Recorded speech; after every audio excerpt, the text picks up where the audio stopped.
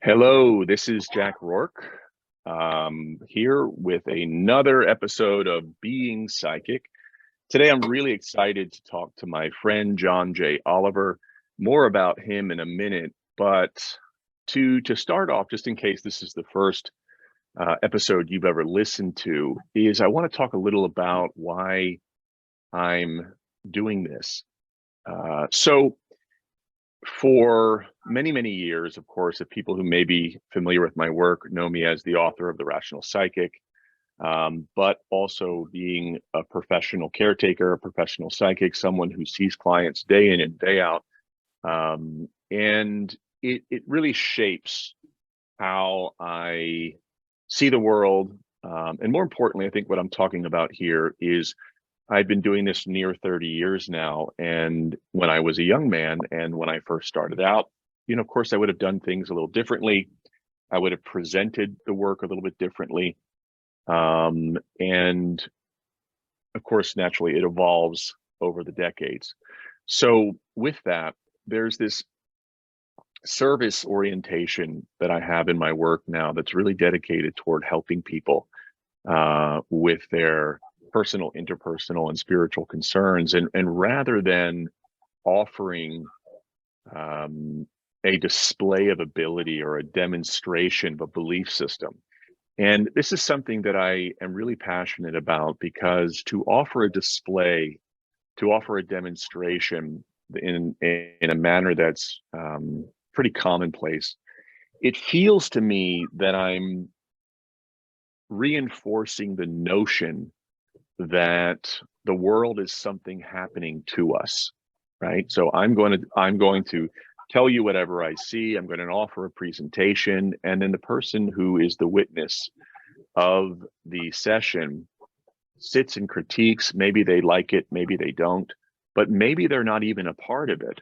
And I think that's, in my experience, potentially a problem in the ability to actually help people or provide for them in a meaningful way. And so this is the evolution of my work over the last 10 years, bringing me to this understanding. It really has changed how I relate to my clients, how I relate to the phenomenon itself, and also how subjectively I use the information, the techniques that I use to not only discern, but extract meaningful value out of that information and then translate it into a value adding strategy or piece of wisdom or understanding for my client. So this is kind of the context from which I want to have this conversation today with John. And John is amazing because John's a spiritual teacher, a philanthropist, and one of America's premier psychic intuitives. He's also the owner of two successful New Age bookshops, who, as a professional psychic, has conducted more than 13,000 private consultations himself. John has taught ESP development across the United States and Europe, and for 7 years, even taught psychic development at the University of Virginia and later on at the J. Sargent College as a member of their continuing education faculty. Most notable as an educator and spiritual teacher is in 1997, when John spoke at the United Nations. The title of his presentation was "The Enlightened Individual, the Key to an Enlightened World." Many of you may also recognize John for being featured on the hit Japanese TV series FBI Psychic Investigators, and for starring in the United States on Court TV's Haunted Evidence and Doorway to the Dead. John, it's so great to have you here today. How are you? I'm doing very well, Jack. How are you? I'm doing good. I'm doing good. So I hope I didn't, John has so many accomplishments. I had to take his bio and cut it down to what I thought were the most meaningful highlights. But, I really do want to underscore his philanthropy. John, I understand that you build schools for children is it Europe or, excuse me, in Africa, or is it India? It's in Kenya. And Kenya. yeah, I don't build them directly. But what I have done is through the shops in Richmond and working together with one of the local astrologers here. Mhm. The shop has been the sponsor of a psychic festival that is called the Psychic Festival for the Baby Girl Project. So I Baby see. Girl is a reference to the fact that if you educate girls in Kenya, they in turn take their education home and teach everybody else. But the Mm. schools that are built are equally for boys. It's not just for girls. And dozens of schools have been built over the years simply by doing 2 psychic festivals a year. And the way it works is I ask for volunteers from the community, psychics, astrologers, tarot readers, with the Mhm. understanding to the public that, you know, it's for entertainment, but you will certainly get something out of it if you have the right, attitude. People Mhm. pay a fee. And then the deal I have with all the psychics, astrologers, and tarot readers is for you to read here and give out your card, 100% of the proceeds, not 10%, 100% of the proceeds goes to the Baby Girl Project. And then our founder of the project, Susan Hughes, then transfers that money to another charity that directly bills the schools in Kenya. Wow. Now, how did philanthropy come onto the radar? How did you find this calling for this? Well, this is a really a very interesting question because it's actually very simple. Mhm. Years and years ago, I heard about something called the Imagination Library. And the Imagination Library is a program through which children that are, they just sign up for the program, receive a book in the mail for free. Mhm. And the organization keeps track of other children in the house so that if you have a younger sibling, when it becomes their turn to get their monthly book, they're getting different ones. So there's different books in the house because it's understood that if children who grow up without books in the house, of which there are many households like that, you can see Mhm. those children at 30 and 40 years old and how they're doing in the world compared to people who grew up with books in the house. Just by having books in the house changes the lives. And the Imagination Library, interesting enough, was founded by Dolly Parton. And so, so in meditation one day, I had this this idea because I heard Oprah Winfrey. Oprah Winfrey was building a big school in Africa, and she Mhm. was asked by someone, "Why are you building a school in Africa? Why not here in the U.S. or in Chicago where your show is?" And she said, "Because there are empty libraries here." Something to this effect. I don't want to misquote her. And Mhm. I took that in, and I like the library. I don't probably go as often as I should, but Yeah. I am a member of the library. I have a library card, and she's right. Frequently, the public library is very sparse. Not very many people there. So we Mhm. have even the most economically challenged people. We do have access to the library here, but the Mhm. people in Kenya, they don't. So here's the other connection I made. It's a little bit woo-woo, but not that woo-woo. Mhm. There was a time in history, not that long ago, I don't know, just a few centuries ago, where most of us, unless we were clergy or upper class, we did not read and write. That's true. We just didn't. All right.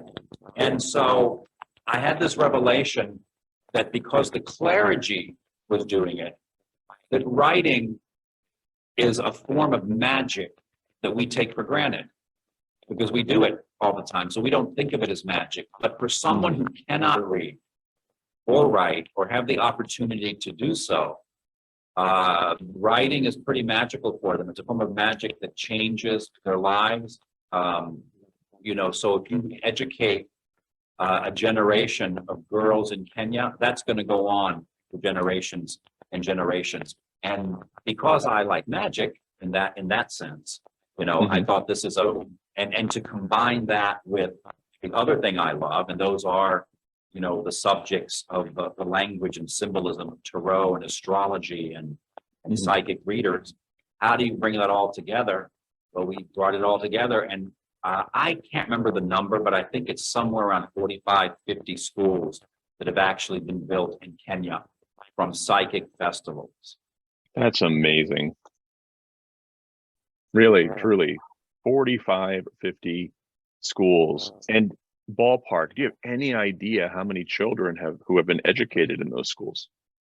Oh my gosh, that would be a very, very good question. I don't know. I was told once, but at this point, it's been thousands, because the first festival I started in the year 2004. And there was one festival that year, and I did it in cooperation with a local indoor mall. And the mall was all excited about having the festival in their food court, and then any of the stores that they had that were empty, we also had lecture halls for people like yourself or myself to have a platform to give free lectures, and people could put, a donation in the box. So that was 2004. How many years that is now? That's how long we've been, doing it. Now we have had a little interruption because of COVID and not being able to, sit face to face with people, but sure, we'll be picking up with that again very shortly. But it's been thousands of schools.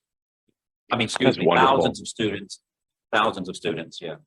Isn't that's just amazing? I mean, I'm sure with this being your work, there's a lot of effort behind it, and you may not have the opportunity to sometimes to sort of sit back and think about what a significant contribution that is. That's just amazing.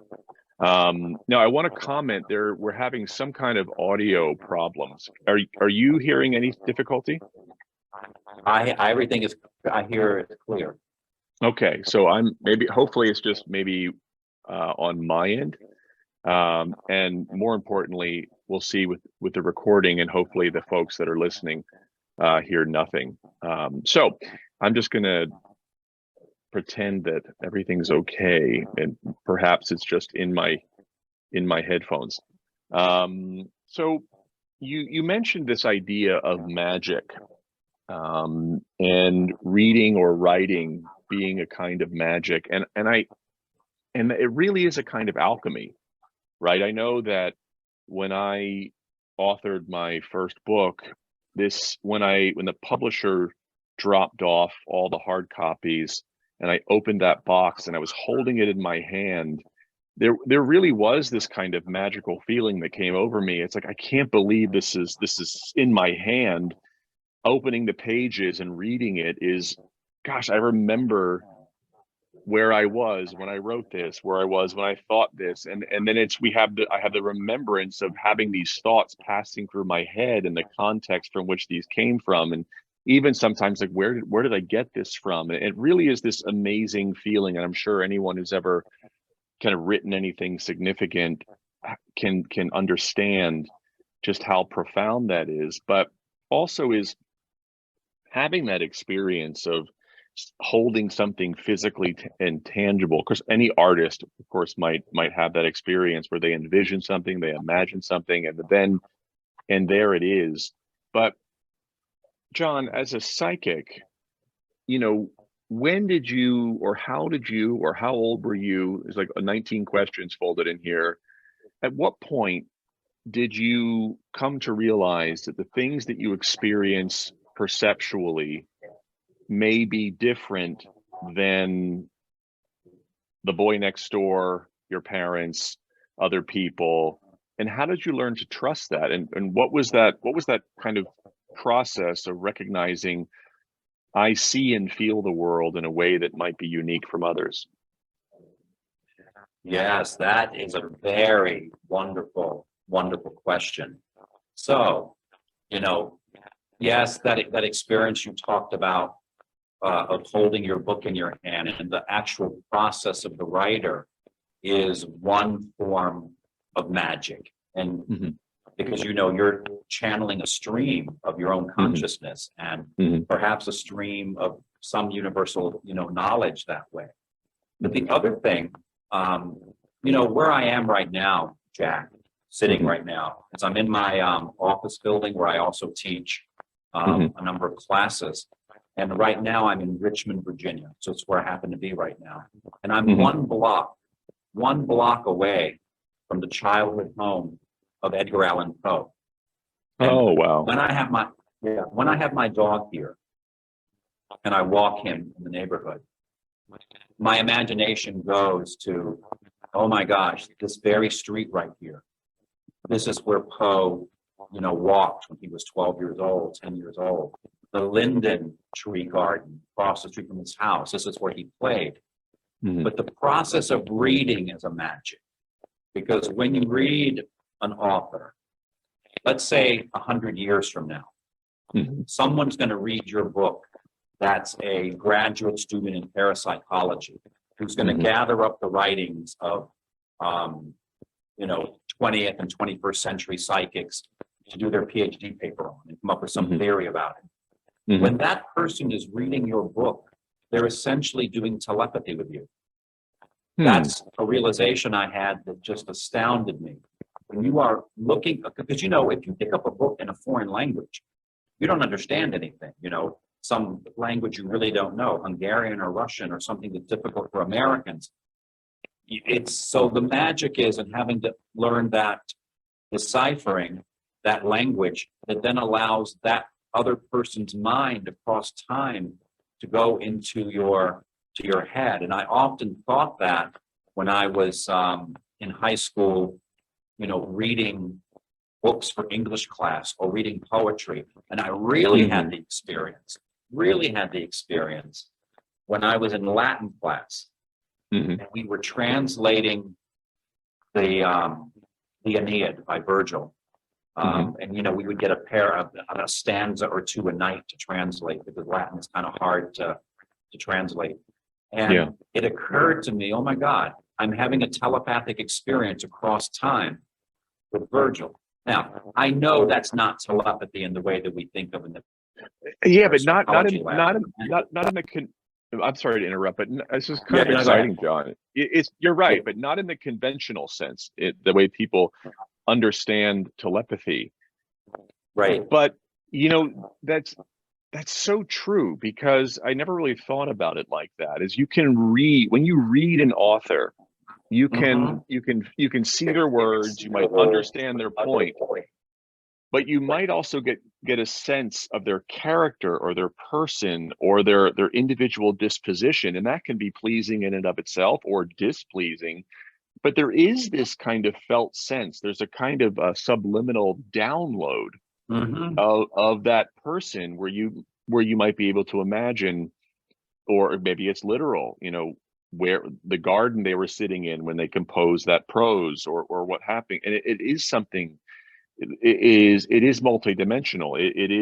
There's the physical, there's the non-physical, there's the emotional, right? There's these different layers of communication that come through with writing, and that, even maybe an exaggerated part of that is, you know, how do you feel about, you know, automatic writing? I know that, you know, many years ago, you know, that was something that was really vogue at the time, right? So maybe going back 30, 40 years, you know, probably ending in the late 90s. There was a whole, you might remember, John, because you have a mind like a sieve. Or excuse me, I have a mind like a sieve. You have a mind like a steel trap. There was a whole series of books that were written by a woman who claims that she was, well, I guess, yeah, you remember what I'm talking about? It was was it Elizabeth something or other? Was her name Elizabeth? No, well, there might have been several of them, but the one that I'm thinking of was a reporter who knew and was interviewing and writing articles about the medium Arthur Ford. Yes. Yeah. Yes. And then Arthur Ford passed away, and the reporter Ruth Montgomery. I said Elizabeth because Elizabeth Montgomery is an associate of mine, and I was like, I'm remembering Montgomery. Yeah, go ahead. Ruth Montgomery. And so the idea was, and I did not read these books, but I know of them because a lot of people ask me about them. I might have picked one up and browsed through one in like a bookstore or something. But the idea was that Arthur Ford was typing on the typewriter through her, right? So when you ask me what I feel about automatic writing, it depends on what people mean by it. Because I have found that people who have told me they do automatic writing mean one of two things. One, there is an automatic writing exercise that is even done in writers' workshops. You know, when people go away for the weekend and write. And the rule of automatic writing in that sense is this.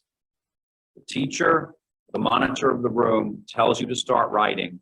And the only rule is you cannot stop writing until time is called. Now, some people say they can't do that. That isn't true. Anyone can do that. You can just start writing gibberish. But, you know, you're asked to write sentences or write something, not just, you know, the repetition of the same word like a mantra, but to actually do automatic writing. And then what happens is when that is done, afterwards, maybe a week later or 2 weeks later, you go back and you read that writing and you probably don't even remember you wrote it because you wrote it under such stress, maybe such duress, you know, in doing it, or maybe some people find it relaxing. But you are sometimes astounded by what it is that's there, because I think that automatic writing in that sense can access a part of self that ordinarily would not be accessed because thinking gets in the way, which, as we know, in parapsychology, there is a concept called mental noise. And the mental noise is, I'm about to do a psychic experiment, but I've been front loaded with someone already telling me all about the target. So that's mental noise. Or I don't feel well today because I have a cold and I'm obsessed with that. That's mental noise. Or somebody hurt my feelings an hour ago and no one in the lab knows that. That's mental noise. Or I'm being asked to tune in to a target, and for whatever reason, I don't like the interviewer. And so that's mental noise. So you see, so in that sense, automatic writing is a technique in the sense I just described that tries to get around the mental noise to arrive at something pure. Now, you probably know the story of the great Russian medium, Madame Blavatsky. Yes.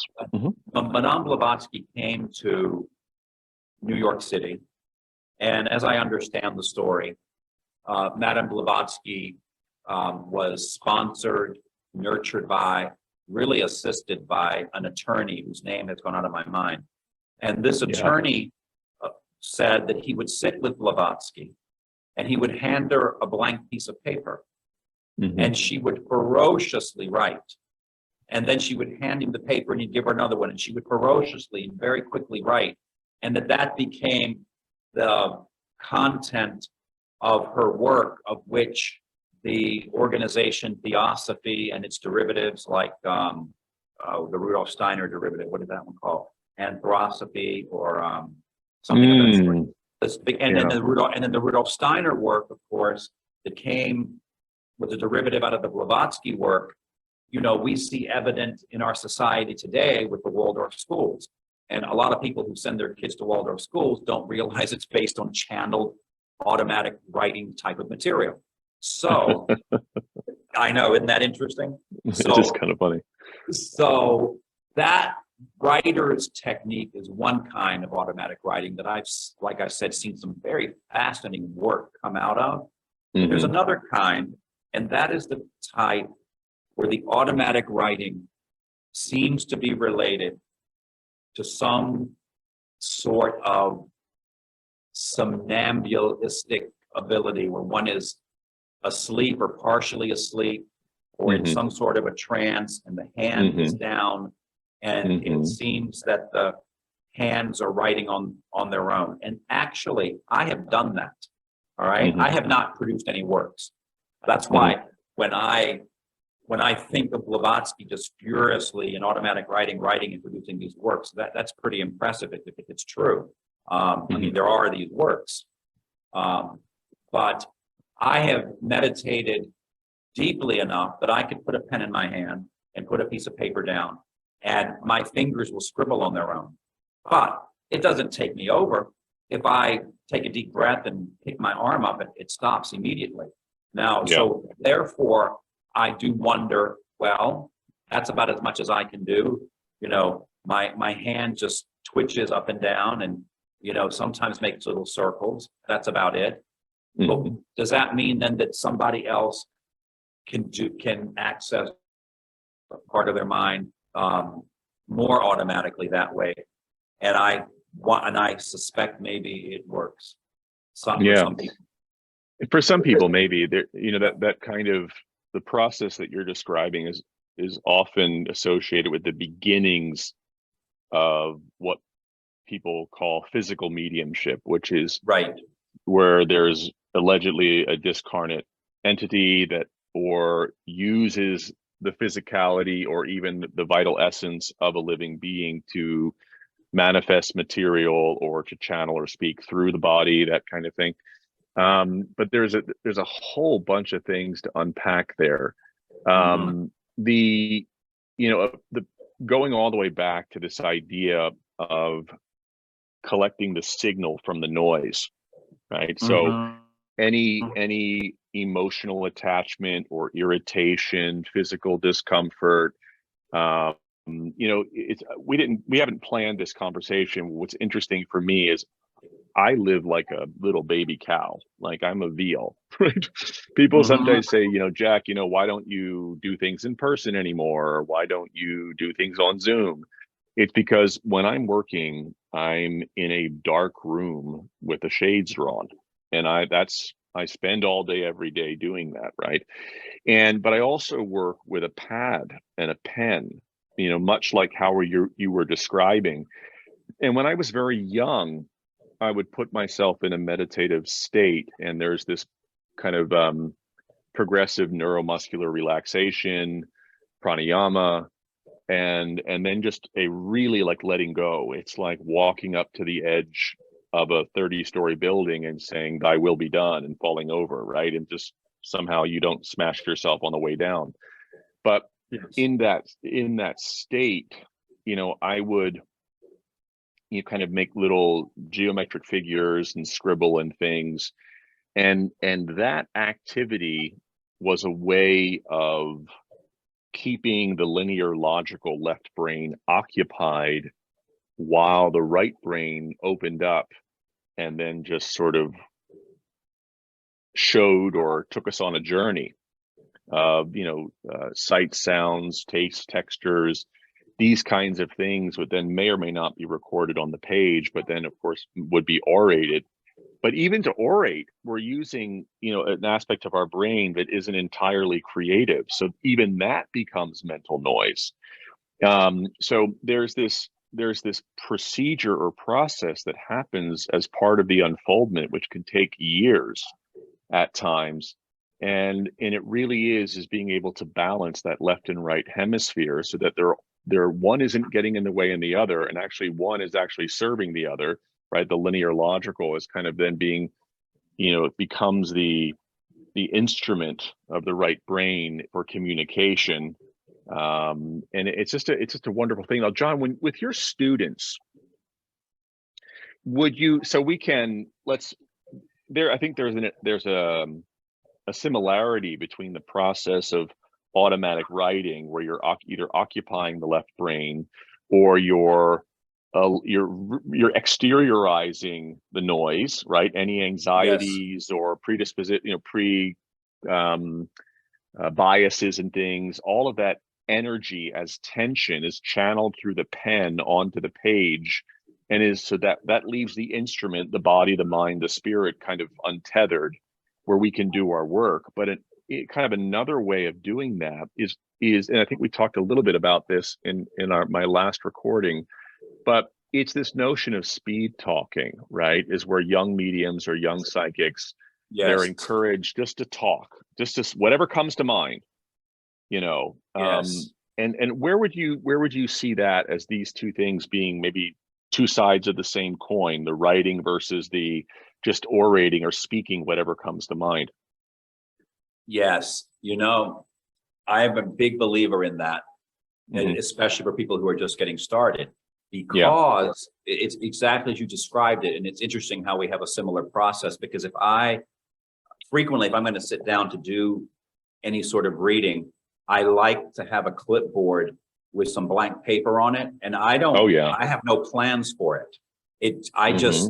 I doodle, I make little crosses, little circles, Hmm. just whatever, just to keep me, occupied, because, my Hmm. mind works, very, very quickly. But this idea of continuing to talk until you get something keeps from that gap of no talking, where internally thoughts might seem to come uninvited, and then you can basically go off on a fantasy. So for a lot of people, the technique of the continual talking while doing a reading, almost as if you're searching a room looking for the insight.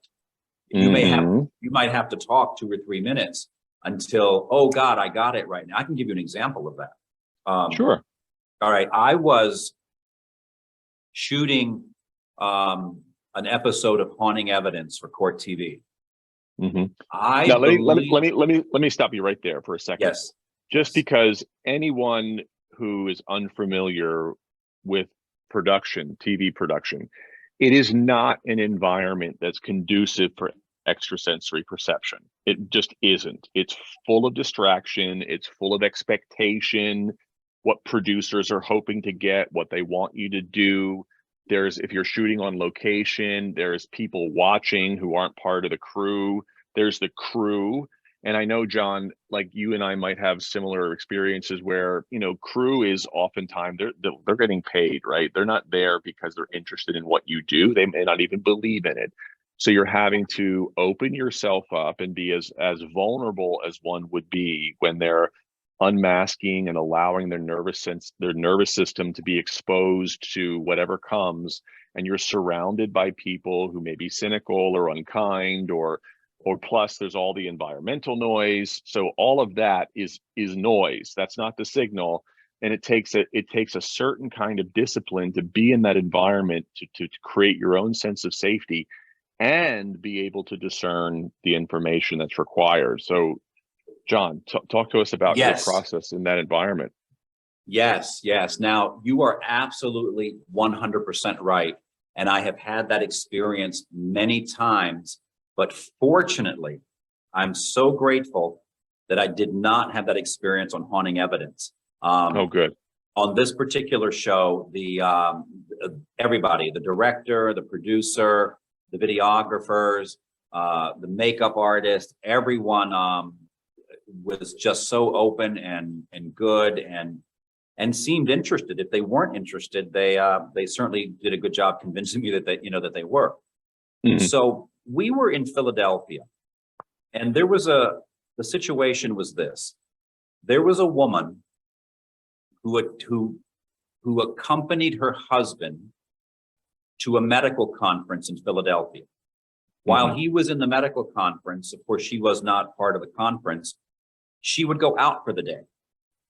And one day she went out and she never was seen again. She disappeared. Oh my So goodness. Haunting Evidence came to see, can we come up with any information about what has happened with this woman? Mhm. So the director takes me to the target area, and the target Mhm. area was a part of a city block where it's the last place they can verify she was seen alive. They don't know Right. if they obviously she probably didn't die there, but I don't remember if it was a camera or a witness, but that was the last place. And they wanted me to start there to see if I Mhm. could get any information. So what I Yeah. started to do is the cameras following me, and they tell me just to do whatever I want, which was really great. And Mhm. they would just follow me. So I Mhm. very slowly wanted to walk around the block once. And Mhm. what I was doing is I was engaging my imagination Mhm. to see if I could feel what it was like to be her walking on that city block. Yeah. And I did this for quite a while. And I remember the videographer saying to me, "Are you getting anything, John?" Because I could tell, like, we got to get on with this kind of thing, right? Right. And I said, "No, I haven't got anything yet, but when I do, I'll let you know." And then I guess it might have been 15 minutes later, I'm walking and suddenly my imagination takes me over and I feel like I'm walking as she's walking. That's right. In my imagination, my body kind of hunches over slightly. So I start saying things like, by the way that I'm walking, I think I have a small backpack on my back.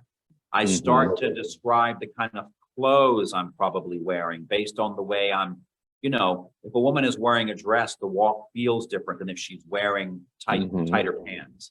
And I felt it was something like a jumpsuit or a sweatsuit or something. Anyway, that did turn out to be true later, but that is a very good example of the pressure to perform, right? Although I learned in haunting evidence I did the best I could to train myself. I'm not going to feel the pressure. It's just going to take as long as it takes to get anything, right? Yeah. And so, but the process was to engage my imagination with the target, which was this woman. And yes. In a sense, I mean, if you talk to, someone that's very new aging, they might say, well, you were channeling her. Well, it depends on what you mean by channeling. Do I believe that her discarnate spirit was there? Possibly. I don't have any direct knowledge or verification of that, nor did I see her ghost appear before me. All I can say for sure is that in my intuition, in my imagination, I started to let myself hunch forward slightly, walk, kind of replicate her walk a little bit as best I could, so that I could, perhaps, I mean, this is just my conjecture, neurologically, ascertain some things about her based on the way that, that I was feeling. Now, this was a very strange case, Jack, just because later on, they found her body in another state on top of a mountain. I think it was North Carolina. And the mystery of how did she get from downtown, well, I don't know if it was downtown, but busy in the city of Philadelphia to on top of a mountain in North Carolina. That was the whole mystery. Yeah, that's a whole nother mystery. It's in my work, I spend considerable time explaining to people the process. And it's beautiful how you narrated walking around the block. You're not trying to do anything. Are you getting something, John? Well, John is not trying to think about anything. John isn't trying to get anything. John is he's setting aside that the ego of the person that's doing or thinking, the ego that is on the television show, and he's allowing himself to feel the environment, to allow the essence of this being, this woman, and the environment to move through you as a process. And I love that you said neurologically, because I look there. We could have a whole nother conversation about the mystical experiences associated with paranormal phenomena and extrasensory perception. And there's a lot of amazing things that can occur. The issue I have is that they often, with people, they start chasing those experiences, and that becomes spiritually a whole nother kettle of fish that creates problems because of the attachment to those things. But the process, the neurological process of allowing your nervous system to experience life in the way that perhaps this woman did when she was there, the last time she was there, is being able to access what's called subjective memory, right? There's objective memory and subjective memory. And these are part and parcel how our minds work. empathically, how we resonate with each other and experience things. As a psychic, John, don't you sometimes, you're above a situation or you're viewing it from the side, you can see the cause and effect or the event, right? But then other times you are the perpetrator or you are the victim, and you can feel how your body is being, either impacted or how the clothes feel, and it does influence what you share because you're immersed in the process. You're not trying to do something, right? Exactly. No, that Yeah. actually is a technique that I find myself falling into sometimes, and and sometimes I don't know why, that rather than speaking as an observer of the third person, like I see this happening, this happening, this happening, I'll start saying, I'm walking around the block, I'm carrying a backpack. I'm speaking in the first person as if I am in that person. Now I know that I'm not. No, but you are, because you are. It's like, if we get fancy, we start talking about the Akasha or something like this, right?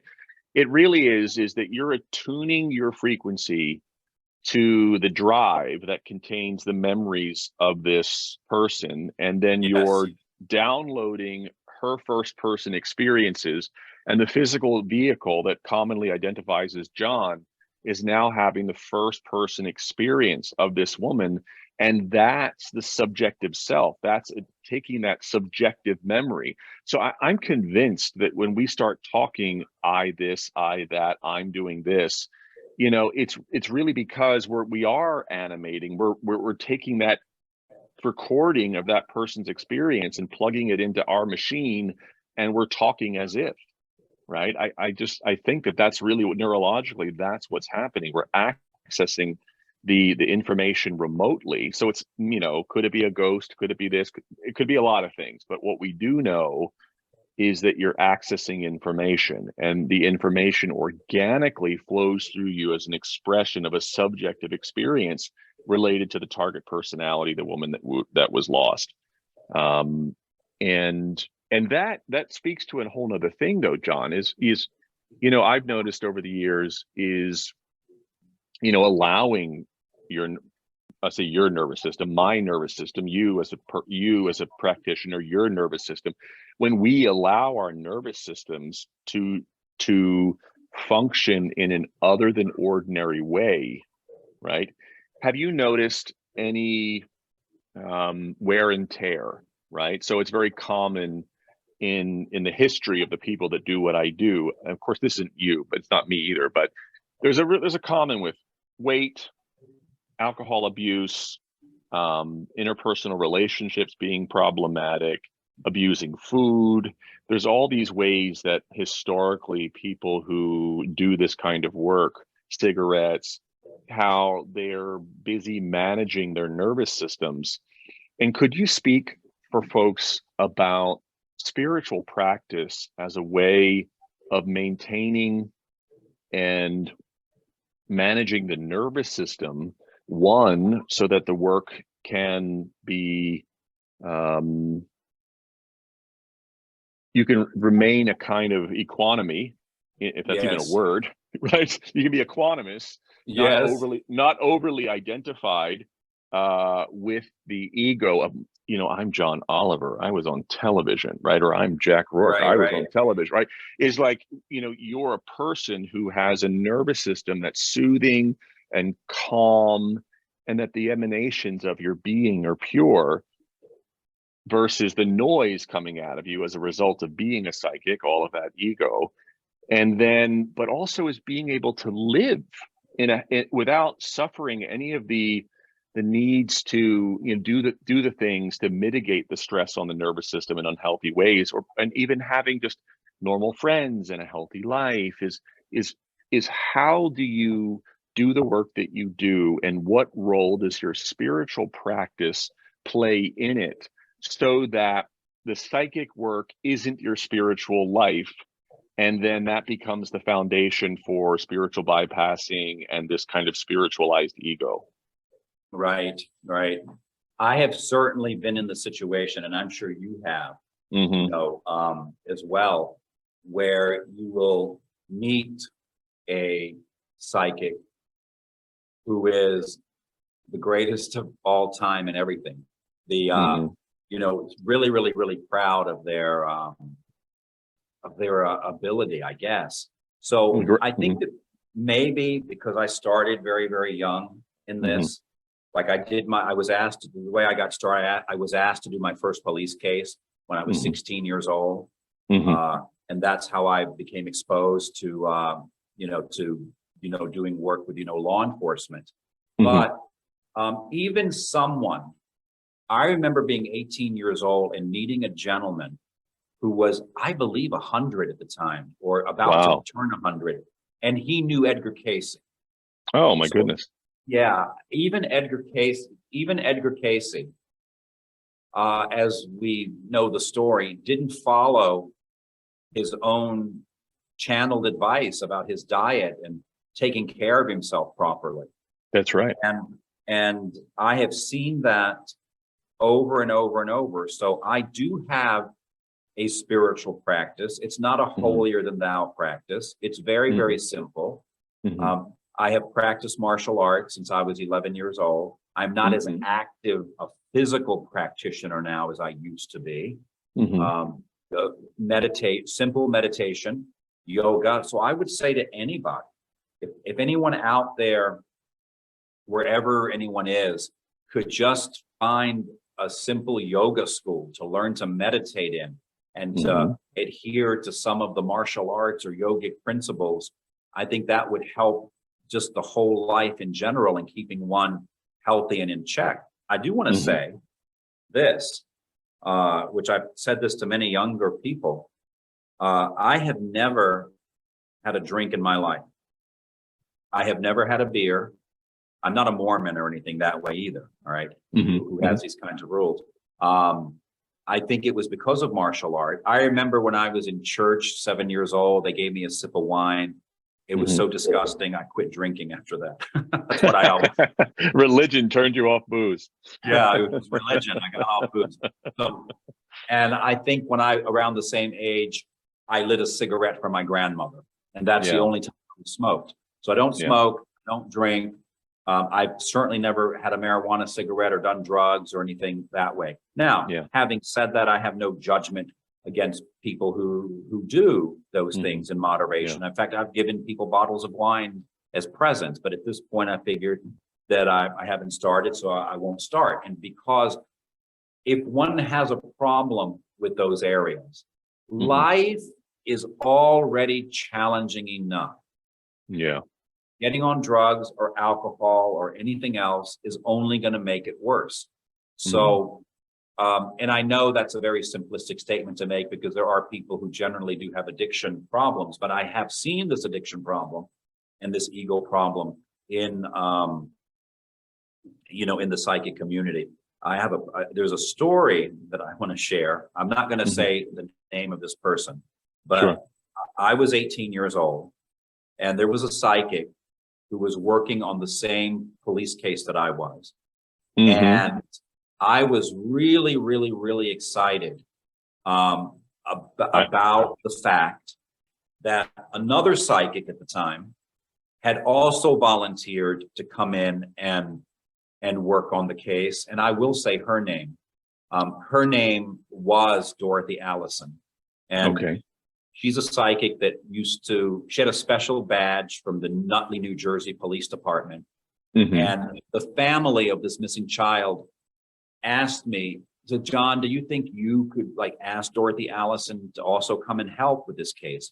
I said, I would be happy to. So I contacted Dorothy Allison and she couldn't wait to be of help. She said all the police had to do was ask her.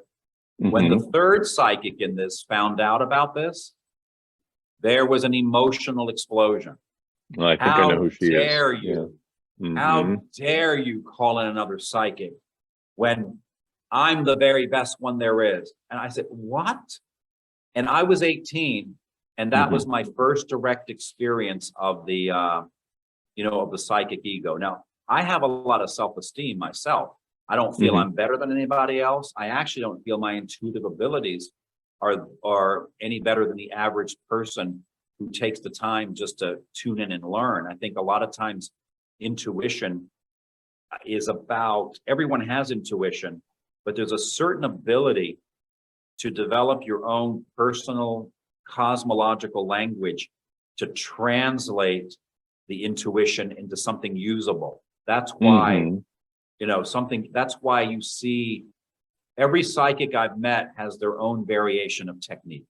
They have their own kind of way of getting ready, doing things, or so forth, because we don't, in our society have psychic schools to go to.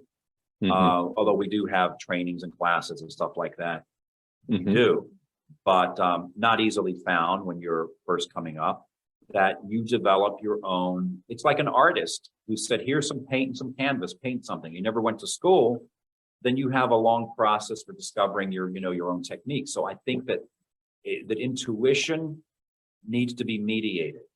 So if you can mediate it through the language of the nervous system, or even mediate it through having your intuition sparked by looking at tarot cards.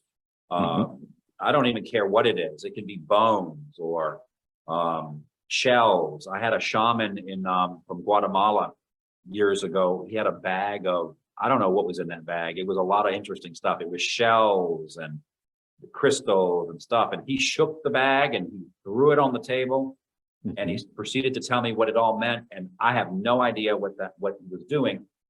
But in the end, however he was mediating his intuition, it was all true.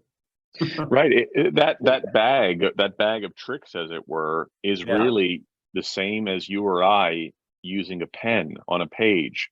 Yes. I think it's likely that it's the cultural interpretation, right, of what's available, and how they relate to accessing that nonlinear dimension. And there's so many things that we could talk about here. It's you and I both share this in common, that we're both martial artists. Yes. And in fact, that's how we met. Yes. People don't know that we met through martial arts, and it's actually a very funny story that maybe we'll tell another time. But I always think about psychic development is psychic development is like the martial arts, in that, a martial artist, you could have a natural talent for fighting, right? You could have come from a disruptive background. You could think you're the toughest person. You could be fit. You could have hurt a lot of people or proven yourself. But then you walk into a properly motivated martial arts school, and what you very quickly find out is that you're not who you think you are. And many people quit because they're not getting that fighter or that vision of themselves as a tough or strong or capable person readily mirrored back to them. What they initially find out is, oh my God, I'm so out of shape. These customs feel weird. I'm uncomfortable. I can't do this. This person who I would think I could beat them in a self-defense or fight or something is tearing me to pieces. I can't handle this. I've got to go. Right. And psychic development is something similar, in that many people come to psychic development because they have had a paranormal experience, or their mom tells them they're psychic, or they grow up in a house where there's very poor boundaries and there's a lot of conflation and coincidence, and maybe there is some legit extrasensory perception, but they don't understand that it's relatively normal on a spectrum of paranormal events. But the thing is that there is a discipline, there is an order, there is a lineage, right? People who came before us, people who will be on after us, and then you're actually joining a community that if you learn the whys and what fors, is you progress up the ranks. And one day, going back to the martial arts metaphor, is when you reach black belt, everything thereafter, it's not that you continue to learn, but you've mastered the basics, and now the art begins to express itself through you. and it's uniquely flavored based on your disposition or your personal experience, but it's also an entirely impersonal expression.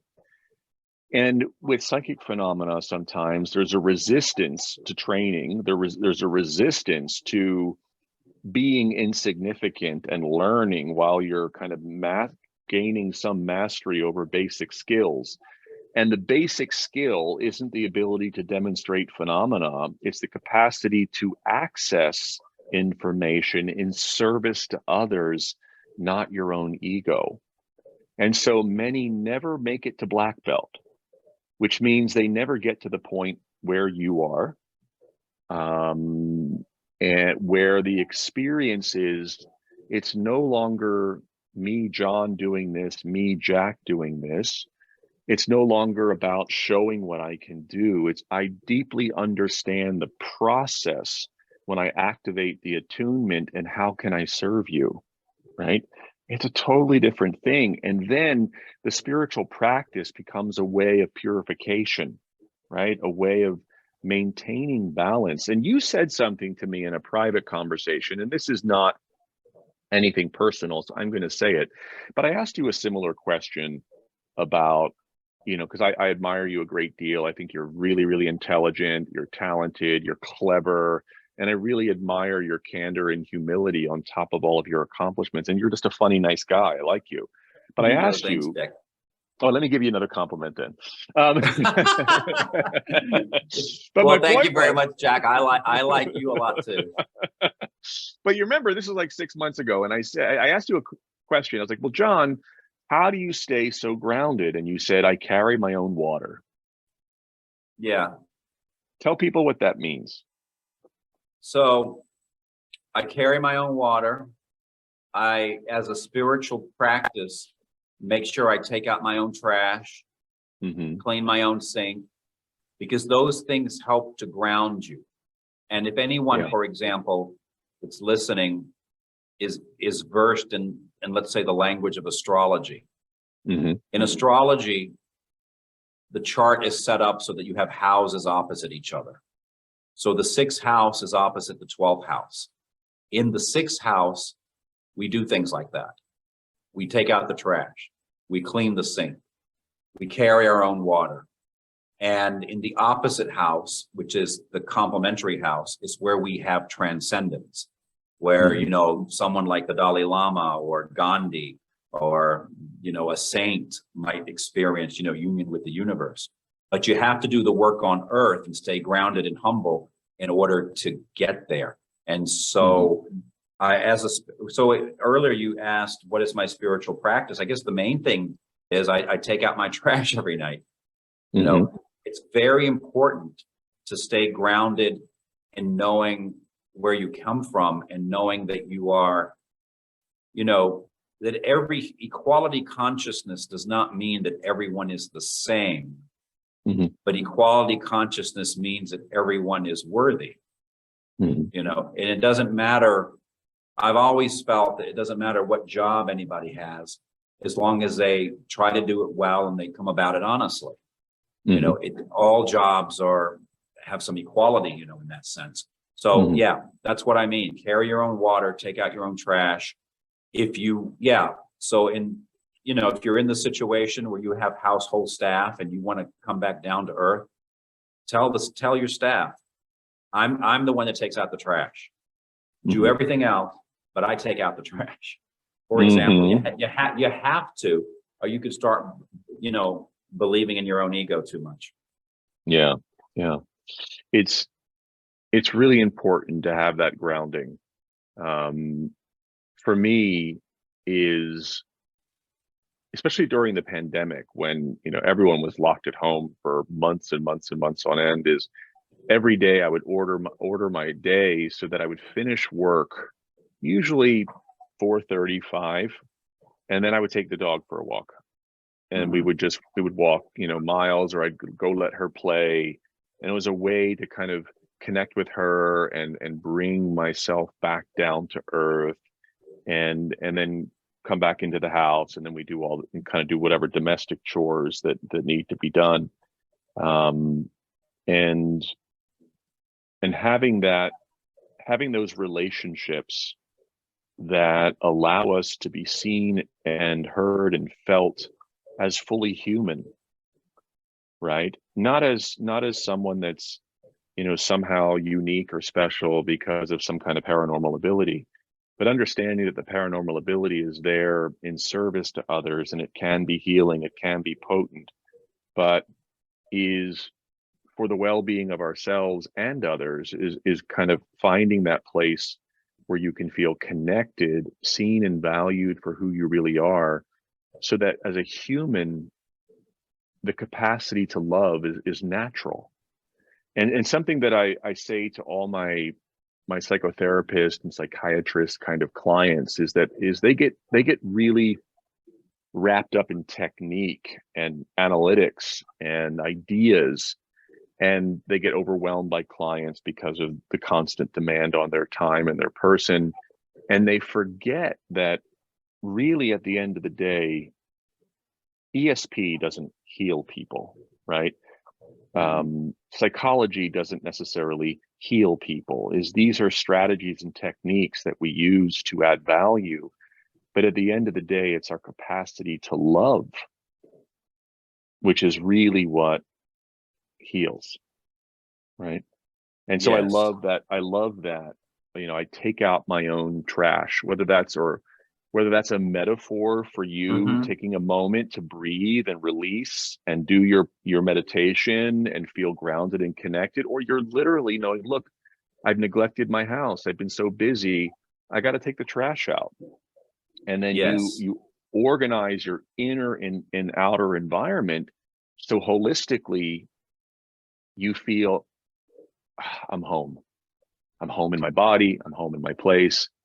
And this has been wonderful, John. I know it's been really a pleasure to talk to you today. I know that I want to try to put a button on this because I know that you have a commitment immediately following our conversation, because you and I talk generally for like 2.5 hours Right. whenever we talk, but I know that you have a demand on your time today. So thank you for being here. Hey, John, how can people find you or benefit from your work, or patronize your shop, or get involved with your charity? Oh, How can they find you? so if anyone is in Richmond, they can come to the Aquarian Bookshop. It's easy to find. Just Google it.